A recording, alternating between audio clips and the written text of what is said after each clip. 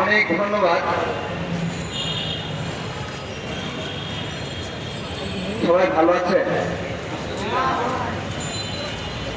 আমাদের পার্শ্ববর্তী দেশ যে আন্দোলন করছে, আসলে শরীরে ভালো থাকলেও আমরা মনে ভালো নাই, তাই না?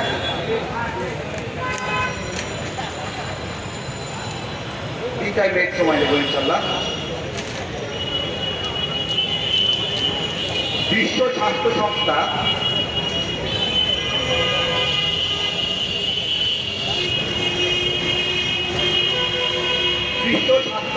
থেকে ভারতে স্বচ্ছ টয়লেট, স্বচ্ছ ভারত বিপ্লব নামে একটা বিনিয়োগ হয়, ভারতকে টাকা দেয় টয়লেট বানানোর জন্য। কারণ ভারতের লোকেরা মাঠে ঘাটে হাবু করে, বিশ্ব স্বাস্থ্য সংস্থা চাইলো এদেরকে যাতে তুলতে হবে, তো তাদেরকে টাকা দিল। ভারত সেই টাকা দিয়ে টয়লেট না বানিয়ে এইটা ওইটার সাথে ব্যয় করে তারা টয়লেট ছাড়াই তাদের কাজ সারতে লাগলো। দেখেন, এদেরকে নিয়ে যদি অনুদানও দেয়, টাকাও দেয়, তারপরে এরা টয়লেট বানায় না, কারণ এরা মাঠে ঘাটে কাজ সারতে পছন্দ করে। এবং তাদের এখানে সামাজিক আন্দোলন হয়, দুয়ার খাবো না, মাঠে ঘাটে হাঁটবো না, দুয়ার খাবো না। এটা ভারতীয়দের স্লোগান।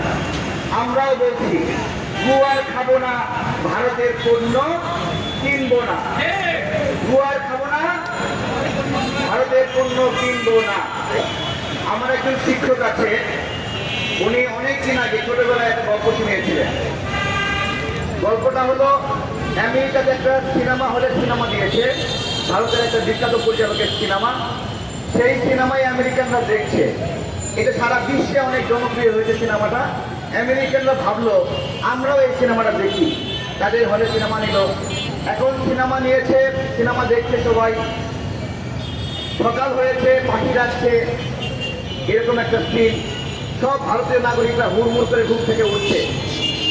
তো স্বাভাবিক, ঘুম থেকে তো উঠবে সকাল হলে। এখন সবাই একসঙ্গে বন জঙ্গলে যাচ্ছে, খ্যাট খামারে যাচ্ছে। তো আমেরিকানরা বলছে ভালো, যেতেই পারে। এখন সেখানে গিয়ে সবাই বসে পড়েছে। তখন আমেরিকানরা বলছে ওরা কি করছে? তো বলছে ওরা হাবু করছে, এখানে টয়লেট করছে। তো এইভাবে বনে জঙ্গলে টয়লেট করে। তো বলছে ওদের টয়লেট নাই। তো আচ্ছা ঠিক আছে, টয়লেট না থাকলে তারা কোথায় করবে? তো করছে। এরপরে গাছের পাতা, শুকনা পাতা এগুলো ছিঁড়ে তারা পরিচ্ছন্ন হচ্ছে। এটা দেখে তারা আশ্চর্য হয়ে যায়, ওদের টিস্যু কোথায়? ওদের টিস্যু নাই কেন? তো বলছে না, ওদের টিস্যু নাই, ওরা গরিব, তাই ওরা পাতা দিয়ে পরিষ্কার করে। তো এটাও তারা মেনে নিল আমেরিকানরা। এরপরে তারা সেখান থেকে বলছে সবাই একসঙ্গে নদীতে গিয়ে গোসল করছে, পুকুরে গিয়ে গোসল করছে। তো একই সিনেমার মধ্যে তো গোসল তো করতে হবে, তাই না? পরিষ্কার হতে হবে। তো বলছে যে এখনই হাবু করলো এইভাবে, পানিতে গিয়ে নেমে বললো সবাই, আচ্ছা ঠিক আছে, ওদের টিউবওয়েল নাই, ওরা তো পানিতে নামবে। এটাও তারা মেনে নিল। এরপরে তারা গোসল শেষ করে বাড়িতে যাবে, যাওয়ার সময় কলস ভর্তি করে পানি নিচ্ছে। এটা দেখে তারা স্বাভাবিক নিচ্ছে যে পানি কোনো কাজে ব্যবহার করবে, এটা তারা মেনে নেয়। এর পরবর্তীতে বাসায় যখন গেছে, ভাত খেতে বসছে, ওই যে কলসে পানি নিয়ে গেল, সেই পানি ঢেলে খাচ্ছে। এইটাই আমেরিকানরা মেনে নিতে পারেনি। তবে এটা কি অদ্ভুত জাতি! ওইখানে হাবু করলো, ওইখানে পুকুরে গিয়ে শুদ্ধ করলো, সেই পানি নিয়ে যায় সেটা দিয়ে ভাত খাচ্ছে। তখন হর করে আমেরিকান সিনেমা হলে সবাই বমি করা শুরু করলো।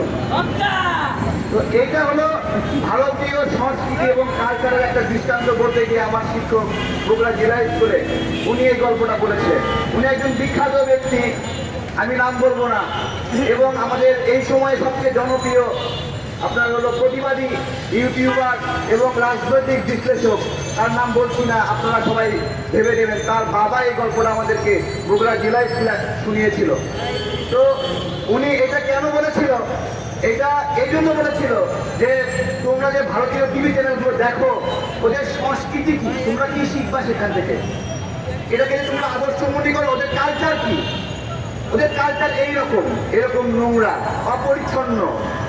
এবং তাদের জাতের অনেক সমস্যা। এর যে আমরা বাঙালিরা বাংলাদেশিরা অনেক পরিষ্কার এবং পবিত্র।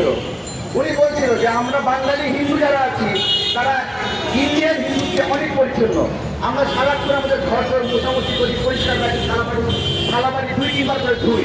আর তারা যেই পুকুরে নোংরা পরিষ্কার করে সেই পুকুরে পানি খায়।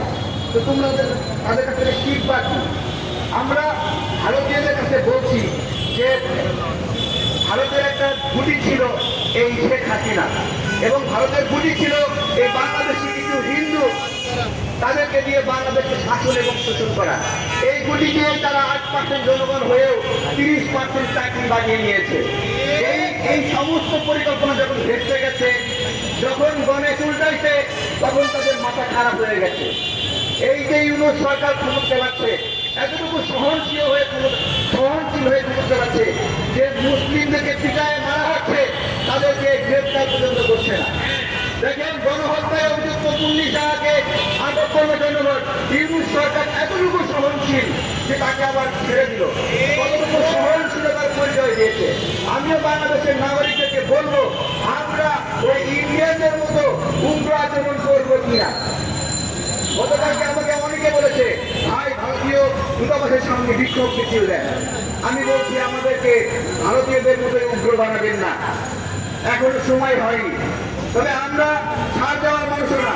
আমাদের প্রশ্ন হলো, ঢাকার বাইরে রাজশাহীতে ভারতের দূতাবাস কেন? চট্টগ্রামে কেন? যশোরে, খুলনায় কেন? এতগুলো ভারতের দূতাবাসের কাজ কি? এগুলো কি করে?